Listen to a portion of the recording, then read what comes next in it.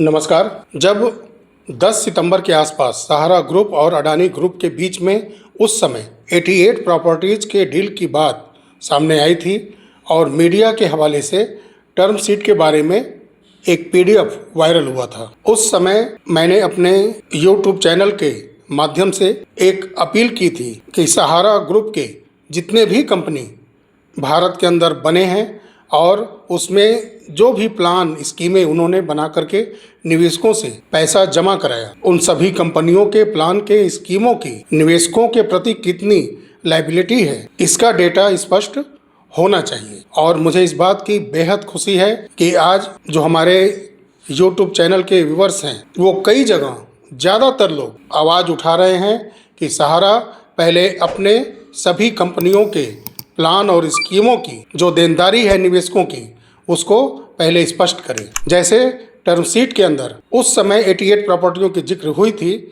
और लिस्ट भी सामने आई थी, उसी तरह से सहारा की तमाम कंपनियों का एक लिस्ट जारी हो, उसमें कितने करोड़ निवेशकों का किस प्लान स्कीम में कितना पैसा जमा है वो भी दर्शाया जाए। और इस बात को ज़्यादातर निवेशक सोशल मीडिया पर कई चैनल के कमेंट बॉक्स में जाकर के उठा रहे हैं। एक डिमांड मैंने और रख कर रखी है कि जो रियल फैक्ट है, जो घटनाएं निवेशकों के साथ, कर्मचारियों के साथ, चीट फंड कंपनियों के द्वारा, सहारा ग्रुप के द्वारा, ऐसे कई कंपनियों के द्वारा आर्थिक फर्जीवाड़ा किया जाता है, पैसा जमा करा के चंपत हो जाती हैं कंपनियां, ऐसे कंपनियों के विरोध में कि अब बस और नहीं, जिस भी कंपनी का लाइसेंस सरकार जारी करेगी, कंपनी ऑफ रजिस्ट्रार हो, चाहे वो रिजर्व बैंक ऑफ इंडिया हो, चाहे वो सेबी हो, आप जब लाइसेंस इशू कर रहे हैं, आप उनको तरह तरह की स्कीमें चलाने के लिए पूरे भारत के अंदर अप्रूवल दे रहे हैं, तो वो पैसा इन संवैधानिक संस्थाओं को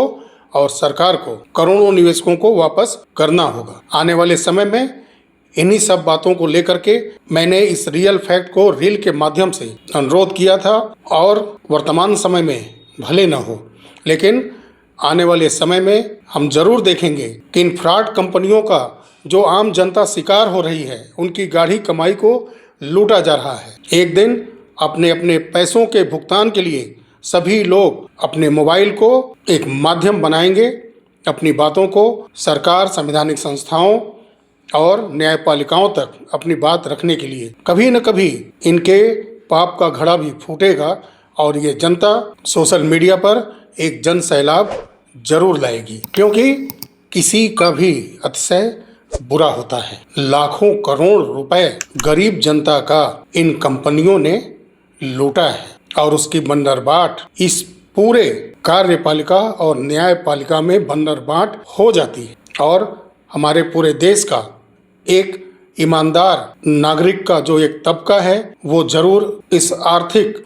भ्रष्टाचार करने वाले कंपनियों और उसको सपोर्ट करने वाले पूरे सिस्टम को बेनकाब करने के लिए एक मुहिम सोशल मीडिया पर अवश्य चलाएगा। साथियों, आपने देखा होगा कि एक लेटर वायरल हुआ है। कहने को तो सहारा ग्रुप एक बहुत बड़ी कॉरपोरेट कंपनी है, लेकिन चोरी छुपे लेटर वायरल होता है। इतनी बड़ी कॉरपोरेट कंपनी की कोई ऑफिशियल सोशल मीडिया हैंडल ही नहीं है। कब कहां से वायरल हो जाती है पता नहीं, देश में होती है या विदेश से वायरल करा के फिर देश में लाई जाती है। लेकिन सामने आई है एक लेटर जो कि सहारा की मीडिया प्रोडक्शन कंपनी है, जिसमें प्रिंट मीडिया, इलेक्ट्रॉनिक मीडिया के कर्मचारी दिन रात मेहनत करके सहारा को मीडिया क्षेत्र में स्थापित करने में अपनी प्रमुख भूमिका निभाई है। तो जानते हैं, वर्तमान कर्मचारियों के लिए उनके आधार, बैंक नेम के साथ साथ अकाउंट नंबर, IFSC कोड, ये सब डिटेल मांगे गए हैं वर्तमान कर्मचारियों के भी, और जो सहारा इंडिया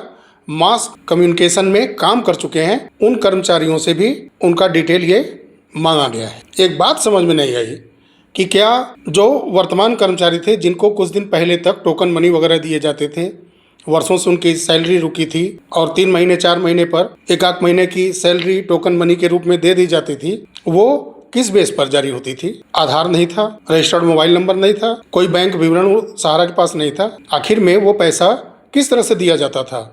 आज के डिजिटल युग में जब पैसे ऑनलाइन ट्रांसफ़र कंपनियां करती हैं अपने कर्मचारियों को, तो ये डिटेल क्या पहले से मौजूद नहीं है? ये किस बात के लिए?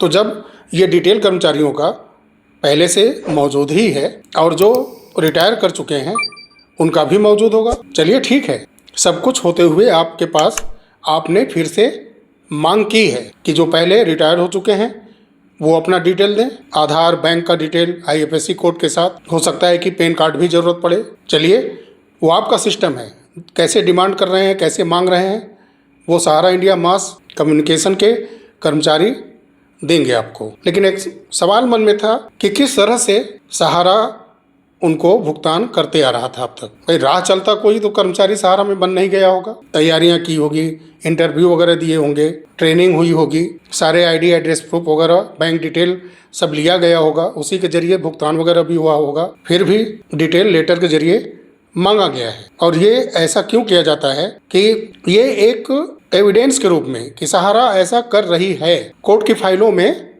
रख दिया जाए इसको कि आपने ऑर्डर किया, हमने लेटर जारी किया। अब गौर करिएगा, ये लेटर भी जारी हुआ है तो सिर्फ मीडिया कर्मचारियों के लिए। तो क्या लेटर जो 7 मई 2025 में ही जो लेटर वायरल हुआ था, जिसमें कि सोसाइटीज के निवेशकों के जो हेड ऑफिस तक नहीं पहुंच पाए थे डाटा, उन निवेशकों के मेंबरशिप फॉर्म, मास्टर फॉर्म, उसी लेटर के साथ 1 सप्ताह के अंदर प्रधान कार्यालय को देना था। अब उसका सक्सेस रेशियो कितना था, उस आदेश के बाद कितना अमल हुआ, कितने निवेशकों का कल्याण हुआ, सहारा ने उस डाटा से क्या बेनिफिट दे दिया अपने निवेशकों को, यह स्पष्ट नहीं हुआ। क्या उसी तरह से ये हो रहा है? चलिए, मामला सुप्रीम कोर्ट तक तो ये पहुंच ही गया है, तो मीडिया कर्मचारी तैयार होंगे, सजग होंगे, और जिस तरह से वो हैंडल करना शुरू कर चुके हैं सहारा प्रबंधन को, वो बड़े प्यार से कर भी लेंगे अब। लेकिन निवेशक अभी जागरूक नहीं हो रहे हैं। निवेशकों का नेतृत्व करने वाले संगठन उस तरह से एक्टिव नहीं हो रहे हैं जिस तरह से सहारा मीडिया कर्मचारियों की बात IA के माध्यम से सुप्रीम कोर्ट के समक्ष में अचानक से लिस्ट होती है और रख दी जाती है। उस तरह से हमारे बीच के जो संगठन करोड़ों निवेशकों की हक की लड़ाई लड़ रहे हैं, मैं समझता हूं कि आखिरी समय में वो एक प्रकार से बड़ी चूक कर रहे हैं। अभी और कड़ा परिश्रम करना है और बड़ा प्रयास करना है, तब करोड़ों निवेशकों के चेहरों पर मुस्कान आप लोग ला सकते हैं। और वहीं पर एम्प्लॉइज प्रोविडेंट फंड ऑर्गेनाइजेशन ने तय कर दिया है कि सहारा के कर्मचारियों का जो प्रोविडेंट फंड है, भविष्य निधि का पैसा है, वो 11 अरब 80 करोड़ रुपए का देनदारी सहारा के ऊपर बनता है। अब सोचिए कि लाखों कर्मचारी दिन रात एक करके परिश्रम सहारा के लिए करते गए और उनके हक का पैसा काट करके वो भी पैसा उनको नहीं दिया गया। वर्षों परिश्रम करने वाले सहारा के कर्मचारियों को ग्रेच्युटी का बेनिफिट अभी तक लाखों लोगों को नहीं मिल पाया। अब कुछ ही दिन में हो सकता है कि ऐसा सहारा कहे, हालांकि बहुत बड़ा रकम है, इस प्रोविडेंट फंड के पैसे को वापस कराने के लिए एक बार फिर से सबका यूनिवर्सल अकाउंट नंबर भी वेरीफाई किया जाए, क्योंकि सहारा ग्रुप की सोच यही है कि उसके ऊपर पूरा संवैधानिक सिस्टम, करोड़ों निवेशक, लाखों कर्मचारी आंख बंद करके, पूर्ण भरोसा करके वर्षों से इंतजार करते आए हैं, वर्षों तक इंतजार करते रहे। लेकिन वो किसी को 1 रुपए देने से पहले जितना लंबा खींचना है खींचे। वो कानून के दायरे में, डॉक्यूमेंट के पेचीदे उलझन में निवेशकों को, कर्मचारियों को उलझा करके रखा जाए, समय बीतता जाए, ये मानसिकता है सहारा ग्रुप की। इस तरह से कुछ वो कार्य वर्षों से करती आ रही और आज भी ये स्पष्ट है। लखनऊ के अंदर सहारा इंडिया भवन, कपूरथला कॉम्प्लेक्स और अलीगंज के अंदर उनकी जो भी प्रॉपर्टियां हैं वो LDA ने अपने कंट्रोल में कर रखी हैं। अब ना उसको वो किसी को बिक्री कर सकते हैं, ना कहीं पर वो एग्रीमेंट वगैरह करके कहीं से पैसा उठा सकते हैं, और ना ही इन प्रॉपर्टियों को वो किसी को ट्रांसफर कर सकते हैं। जब तक कि कर्मचारियों के प्रोविडेंट फंड को क्लियर करने का मार्ग प्रशस्त नहीं हो जाता है, तब तक अब ये प्रॉपर्टियां सहारा के हाथों से एक प्रकार से निष्क्रिय पड़ी रहेंगी। और इनका सहारा सिटी, जो सहारा शहर है इनका, उसका case Allahabad high court Lucknow bench के अंदर चली रहा है। उसके बारे में विधिवत डिटेल मैं आपको लगातार देते आ रहा हूँ। और वो प्रॉपर्टी ट्रांसफ़र ये अडानी ग्रुप को करना चाहते हैं, लेकिन मैं धन्यवाद देना चाहूंगा उत्तर प्रदेश के योगी आदित्यनाथ जी की सरकार को, जो पैनी नजर रखे हुए हैं इनके ऊपर, और समय रहते सब कुछ लखनऊ के अंदर सभी विभागों ने अपने अंडर में कर लिया है। नहीं तो बहुत ही चालाकी से ये सब प्रॉपर्टियां ये ट्रांसफर करते और उसके एवज में मोटा रकम लेने में कामयाब भी हो जाते। लेकिन सरकार सजग थी, इसलिए इनको ऐसा करने से पहले ही रोक दिया। अब मामला सुप्रीम कोर्ट के अंदर है, जैसा वहां से आदेश होगा वो आगे चल करके होगा। सेंट्रल गवर्नमेंट का ईडी के द्वारा जो कार्रवाई कराई जा रही है, इसको भी आप बिल्कुल नज़रअंदाज न करें। कम ही सही 1,74,000 करोड़ ही सही, लेकिन कुछ तो देनदारी तय हुई, गिरफ्तारियां हुई। जो फर्जीवाड़ा आज से 12-13 साल पहले किया गया, हालांकि ये 2008 से ही इसका स्ट्रक्चर तैयार कर लिया गया था और उसके ही अनुरूप सारा काम हुआ। तो सब कुछ ईडी ने स्पष्ट किया।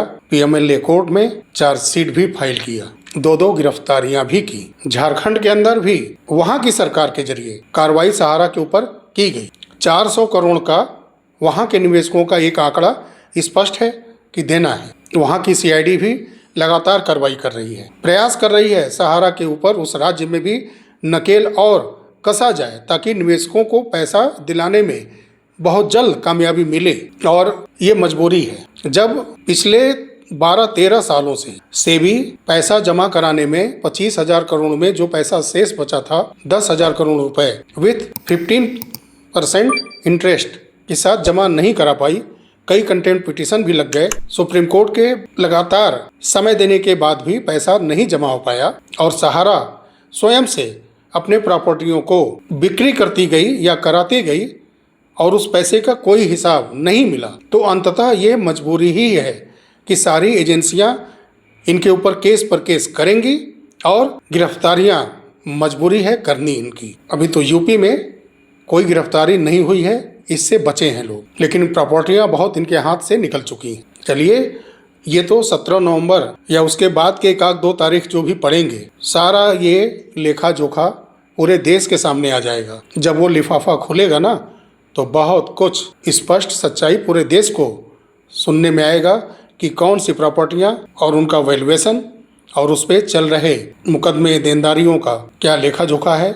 ये सब स्पष्ट तो हो ही जाना है। करोड़ों निवेशकों और लाखों कर्मचारियों से यही अनुरोध है इस वीडियो के माध्यम से भी कि निष्क्रिय न बनिए, निर्भीक बनिए और कड़क और बुलंद आवाज सोशल मीडिया के माध्यम से रखिए, क्योंकि आज सोशल मीडिया पर सभी लोग एक्टिव हैं, सभी लोग रीड करते हैं। राजनीतिक दलों का भविष्य सोशल मीडिया पर चल रही हलचलों से तय की जा सकती है। उनका माइंडसेट आप बदल सकते हैं। उनको आप ये एहसास दिला सकते हैं कि सहारा या चिट फंड कंपनियों का भुगतान नहीं तो आप जैसों का शासन सत्ता भी नहीं। और ये सहारा के लोग, कपिल सिब्बल जी के अलावा कोई वकील आपको नहीं मिला था कहने को, तो आप लोग भारत माँ के जबरदस्त वाले भक्त हो। लेकिन कपिल सिब्बल जी का आचरण वर्षों से क्या दर्शा रहा है, और सहारा अपने आप को राष्ट्रभक्त दर्शाती है। वर्तमान के परिदृश्य से ही देखा जाए